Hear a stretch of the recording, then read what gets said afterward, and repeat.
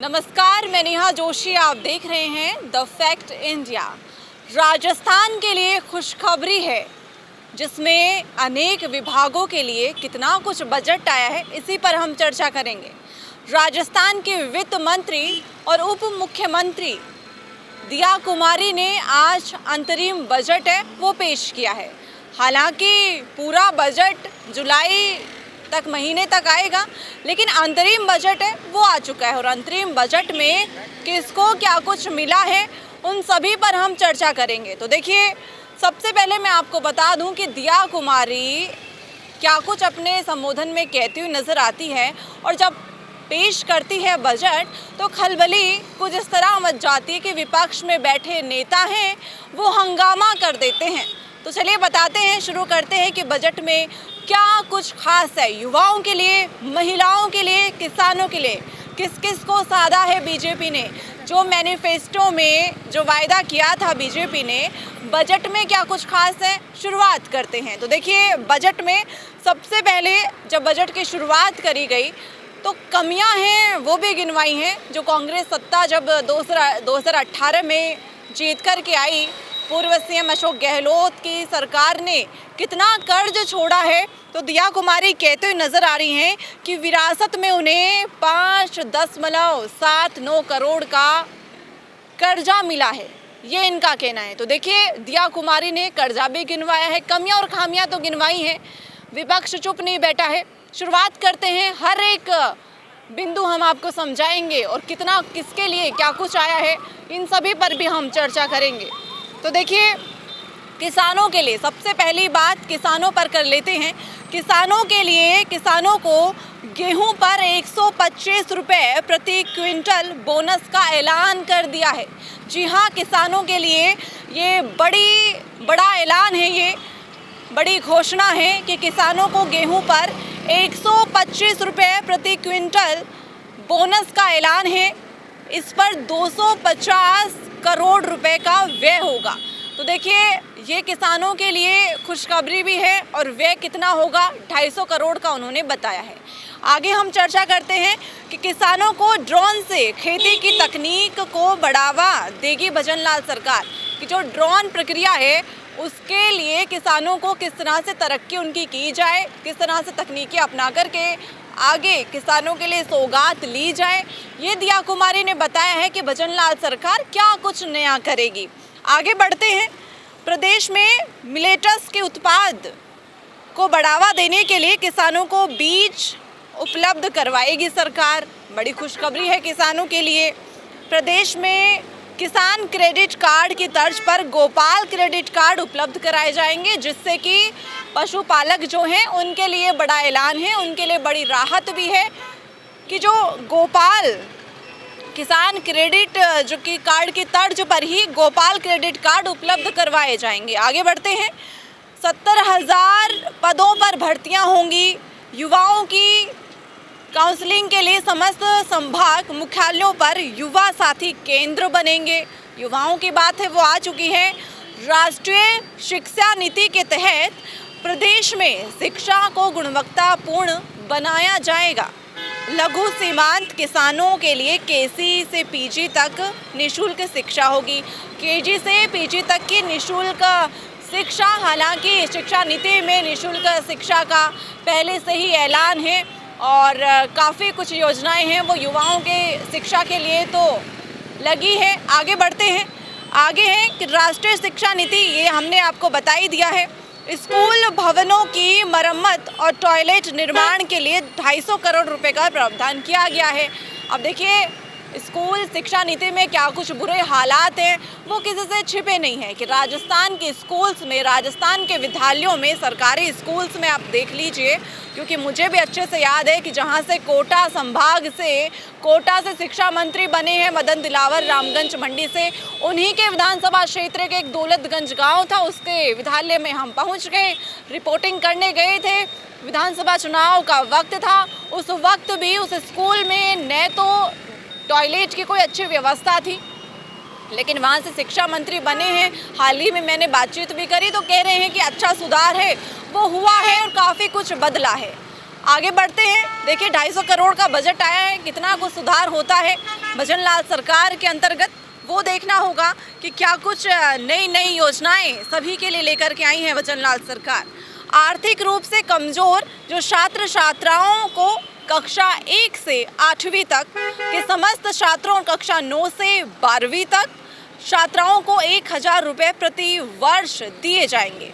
70 लाख छात्र छात्राओं को इसका लाभ मिलेगा। 70 लाख इनकी संख्या रखी गई है और प्रति वर्ष 1000 रुपये प्रति छात्र छात्राओं को दिया जाएगा, प्रति वर्ष दिया जाएगा। कम राशि है, हालांकि सरकार दे रही है।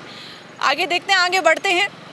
जयपुर के निकट हाईटेक सिटी विकसित की जाएगी, जिसमें IT, AI, ML सहित अन्य न्यू सब्जेक्ट के संस्थान स्थापित करने के लिए कंपनीज को छूट दी जाएगी, क्योंकि तकनीकी को बढ़ाना अच्छी बात है कि राजस्थान के विद्यार्थियों को, राजस्थान के युवाओं को अगर तकनीकी सीखनी होती है, राज्य से बाहर जाना होता है, विदेशों तक भी जाना होता है, लेकिन कुछ नई तकनीकी के संस्थान हैं वो खोलने की बात कर रही है भजनलाल सरकार। आगे बढ़ते हैं।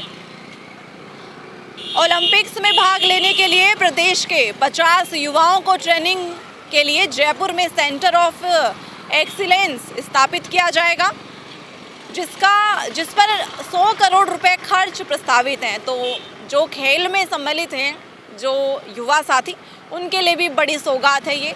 गरीब परिवारों में बालिका के जन्म पर 1 लाख रुपए का बॉन्ड दिया जाएगा। इसके लिए लाडो योजना शुरू की जाएगी। तो देखिए, ये लाडो योजना है, मध्य प्रदेश में भी ये योजना थी।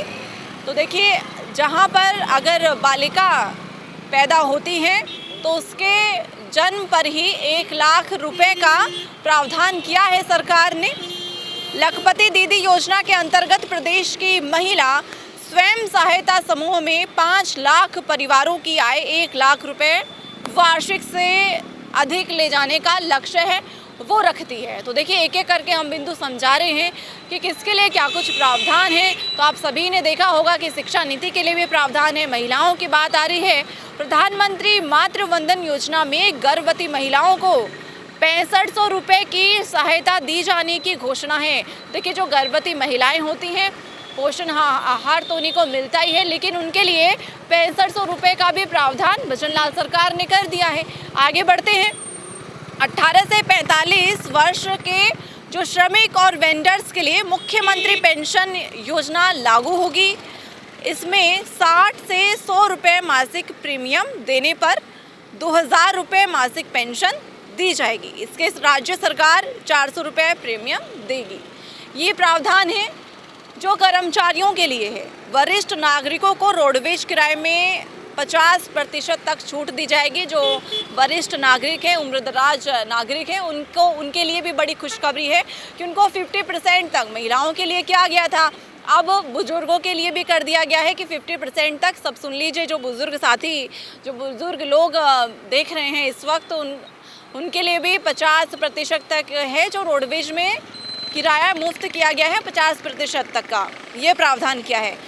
कर्मचारियों को पदोन्नति में DPC के लिए 2 साल की छूट है। वेतन और JPF की सभी सूचनाएं मोबाइल ऐप पर उपलब्ध कराई जाएंगी। पेंशन रिटायरमेंट डे पर ही दी जाएगी। तो देखिए, जो ओल्ड पेंशन स्कीम थी OPS, अब उसके लिए ये प्रावधान कर दिया गया है कि पेंशन रिटायर्ड जो डे होगा उसी पर दी जाएगी। यानी कि जो माहौल बना हुआ था कि OPS बंद होगी या चालू ही रहेगी, जो 2006 के बाद में कर्मचारी लगे हैं उनकी तो देखिए आगे क्या फैसला होता है वो तो अभी देखना बाकी होगा। लेकिन OPS के लिए बड़ा मामला गरमाया हुआ था राजस्थान में कि OPS क्या बंद करेगी भजनलाल सरकार। तो रिटायरमेंट जो डे होगा सरकारी कर्मचारियों का, उसी पर उनको पेंशन राशि दी जाएगी। आगे बढ़ते हैं।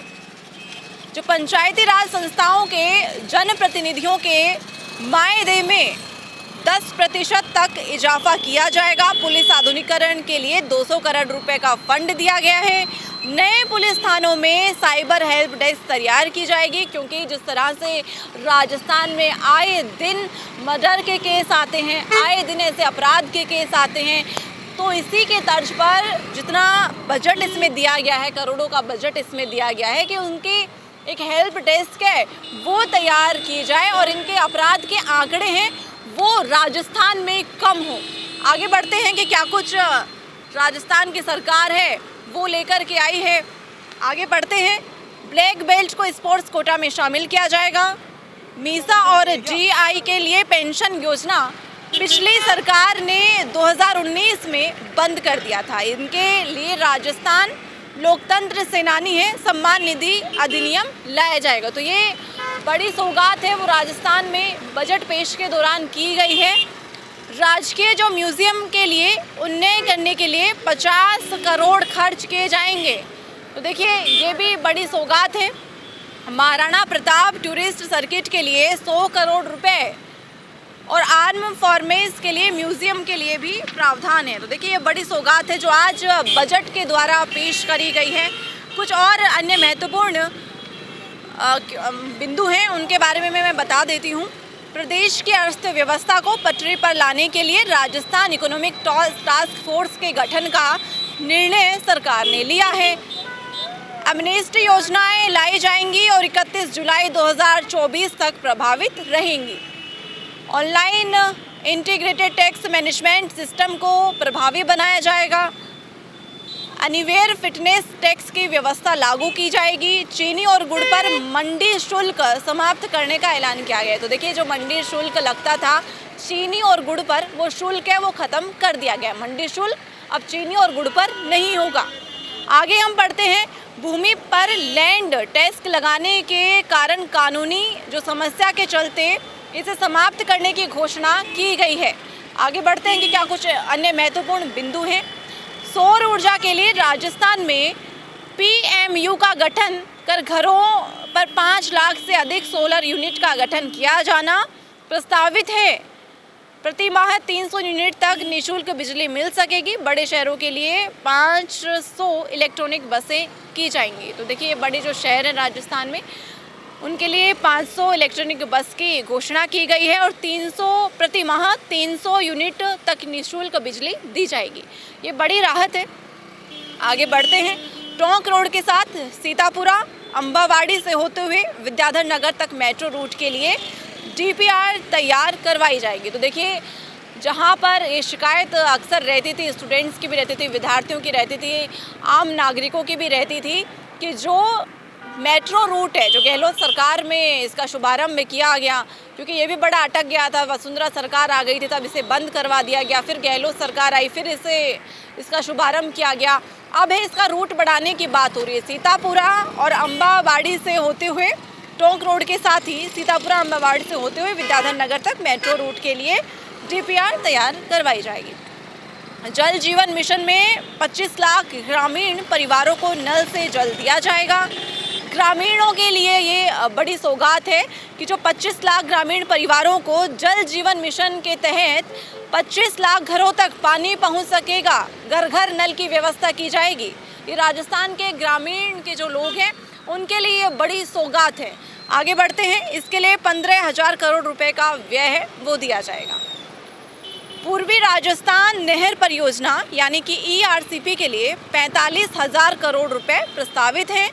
पिछली सरकार ने 37,200 करोड़ रुपए की डीपीआर तैयार की थी। अंतर देखिए, भजनलाल सरकार ने 45,000 करोड़ रुपए दिए हैं तो पिछली सरकार ने 37,200 करोड़ रुपए की डीपीआर तैयार की थी। ERCP का मुद्दा काफ़ी हंगामेदार हो रहा है। विपक्ष कह रहा है कि कितना फंड लगेगा, कितना बजट लगेगा ये समझा दीजिए, कब तक पानी आएगा ये समझा दीजिए। हनुमान बेनीवाल है विपक्ष में बैठे, वे भी कहते हुए यही नजर आए थे। यूनुस खान का है कि एक बार कार्यशाला तो रखवा दीजिए, ये उनकी शिकायतें बड़ी थी। तो आज बजट आ गया है कि राजस्थान सरकार कितना बजट देगी। राष्ट्रीय परियोजना घोषणा करने की इसकी अभी बारी है, देखते हैं क्या कुछ फैसला आगे होता है।